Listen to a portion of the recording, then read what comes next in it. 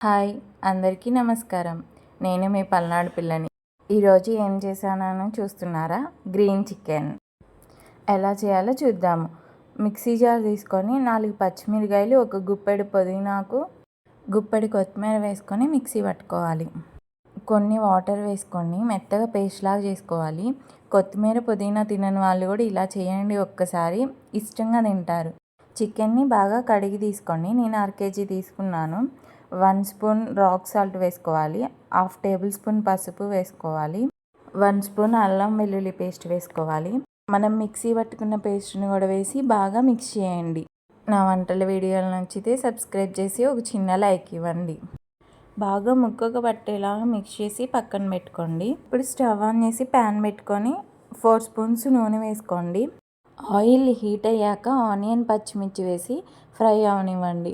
ఎప్పుడు చేసేలా కాకుండా ఇలా ఒక్కసారి ట్రై చేయండి, చాలా బాగుందని మీరే చెప్తారు. ఆ ఫ్లేవర్ కూడా తెలియదు అసలు మనకి.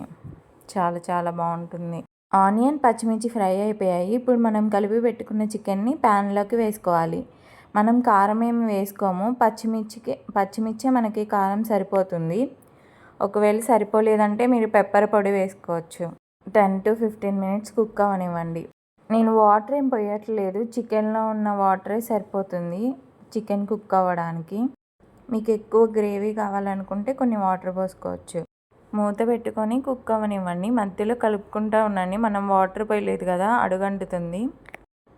టేస్ట్ చేసి ఉప్పు కారం సరిపోతే వేసుకోండి. నాకైతే నేను చెప్పినవి కరెక్ట్గా సరిపోయాయి. ఆల్మోస్ట్ కుక్ అయిపోయింది.